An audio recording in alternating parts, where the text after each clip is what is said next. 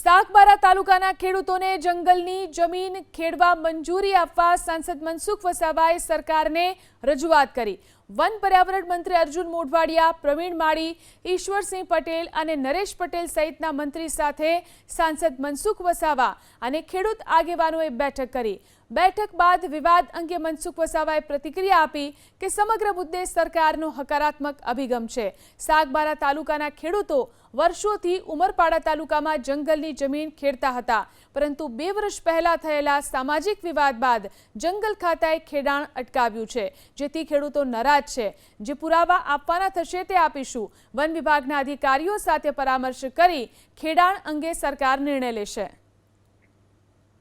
આ સાગબારા તાલુકાના લોકો પણ સુરત જિલ્લાના ઉમરપાડા તાલુકામાં એ ખેડે છે, બોર્ડર પર આવેલી જમીન એ ખેડે છે, તો એમને ખેડવા દેવું જોઈએ। નવું ખેડાણ હોય તો અમે માંગણી આ કર્યા, નવું ખેડાણ નથી, છેલ્લા જૂનું 15-20 વર્ષનું આ ખેડાણ છે, તો એને અટકાવવું ન જોઈએ। અટકાવવું હતું તો શરૂઆતમાં જ તમારે અટકાવવું હતું। આ રીતના અમે વાત કરીને આજે માનનીય વનમંત્રી અર્જુનભાઈ મોઢેરા સાહેબ,